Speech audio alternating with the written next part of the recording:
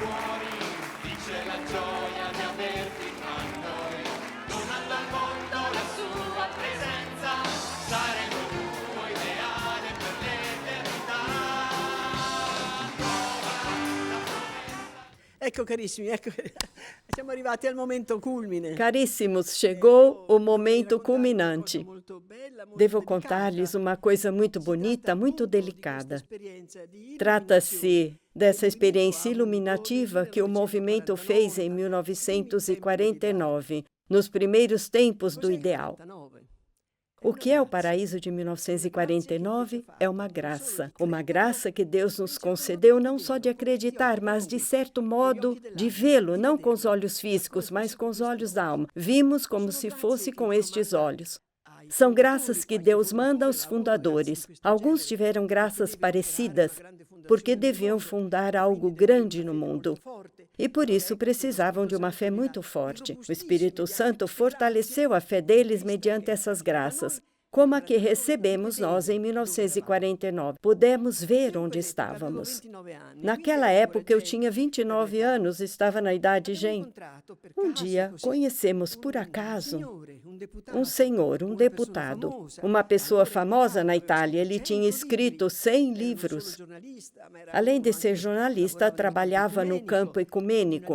Era geógrafo, isto é, escrevia biografias de santos. Ele escreveu uma belíssima história de Santa Catarina. Era uma personalidade muito importante. Ele faz parte dessa história, pois essa nossa experiência não foi feita apenas por indivíduos, mas por um grupo. Porque a nossa é uma espiritualidade comunitária. Vamos a Deus juntos. Se não tivermos Jesus em meio com outra pessoa, não podemos caminhar para Deus. Então tudo aconteceu assim. Eu escrevi. Haviam passado 5 anos do início do nosso movimento e já tínhamos compreendido alguns pilares da nossa espiritualidade. Desde algum tempo estávamos concentrados num ponto novo, na Palavra de Deus, que vivíamos com uma intensidade incrível.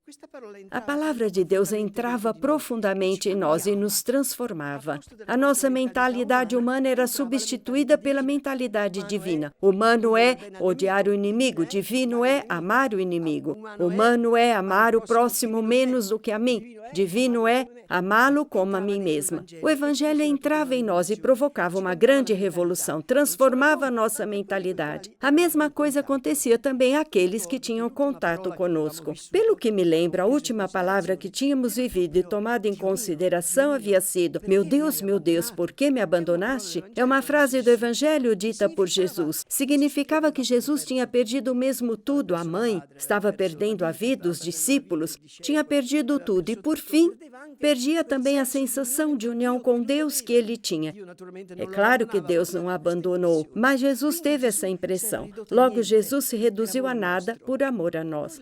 Vivíamos essa palavra sendo nada e vivendo o outro.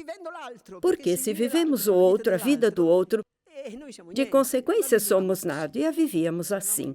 Estávamos imersos nesses pensamentos quando decidimos ir descansar num lugar de montanha no verão.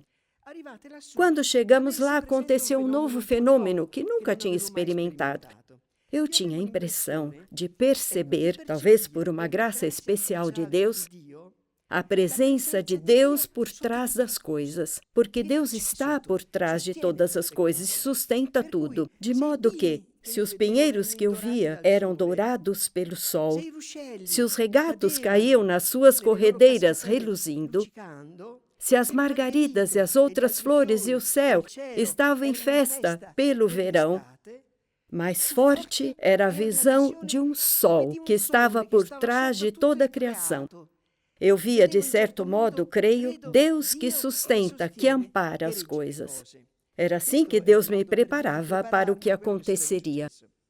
E Deus, por trás das coisas, fazia com que elas não fossem tais como nós as vemos. Estavam todas interligadas pelo amor, todas, por assim dizer, enamoradas umas das outras. De modo que, se o regato desembocava no lago, era por amor. Se um pinheiro se erigia ao lado de um outro, era por amor. Vivíamos essas experiências quando veio às montanhas Foco, este senhor. Ele veio me procurar e me disse: Chiara, que tal se nos tornássemos santos como São Francisco e Santa Clara, como São Francisco de Sales e Santa Joana de Chantal? Eu não entendi isso naquele momento, porque não entendia uma santidade a dois. Eu almejava que todos sejam um. Não queria a unidade de dois, mas de todos. Ao mesmo tempo, porém, parecia-me que Foco estava sob a ação de uma graça que não deveria se perder. Então eu lhe disse: eu não sinto essa unidade a dois, porque almejo que todos sejam um. Então façamos assim: amanhã iremos à missa e comungaremos. Na hora da comunhão, quando Jesus Eucaristia entrar no meu coração, eu lhe direi: una-me a Foco como você quiser. Eu não sei como será, e você dirá a mesma coisa. Una-me a Chiara como você quiser. Faça com que, sobre o meu nada, sobre esse amor recíproco, seja você a realizar esse liame entre nós. Nós assim fizemos e saímos da igreja. Foco precisava entrar pela sacristia porque os frades estavam esperando uma sua conferência. Ele era famoso também por isso. Eu estava fora esperando o Foco, mas pensei em esperá-lo dentro da igreja. Estou para rezar a Jesus Eucaristia que estava no sacrário, para dizer-lhe: Jesus, mas não consigo. Com efeito, aquele Jesus que estava no sacrário estava também aqui em mim. Era também eu, identificada com ele, outro Jesus. Portanto, eu não podia chamar a mim mesma. E nesse momento eu me apercebi que saiu da minha boca espontaneamente a palavra Pai, dirigida a Deus Pai. E naquele momento eu me encontrei na Trindade, imersa no Pai.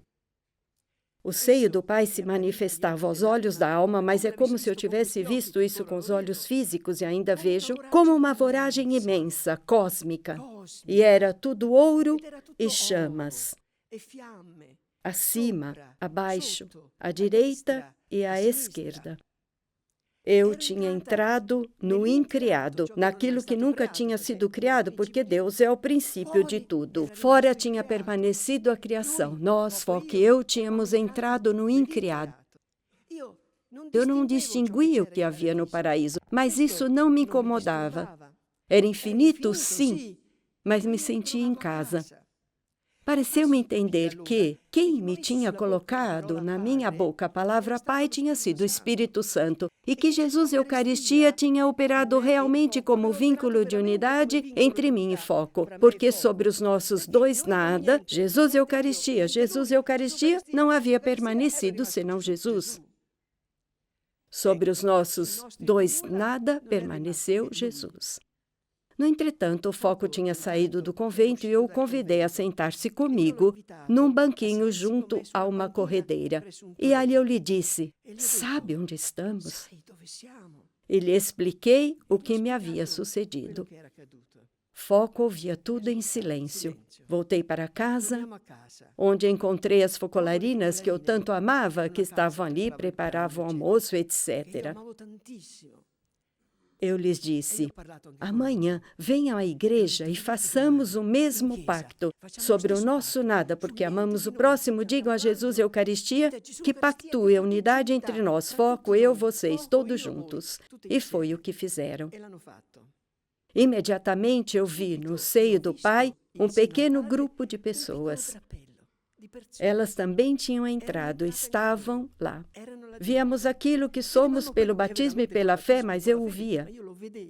Estivemos no seio do Pai por 2 meses, gente, descobrindo maravilhas após maravilhas contidas ali, descobrindo também todo o desígnio de Deus sobre o nosso movimento. Era viver no paraíso. Ali se aprendem todas as coisas de que precisamos na vida. Ali se aprende a viver realmente. Para viver veramente.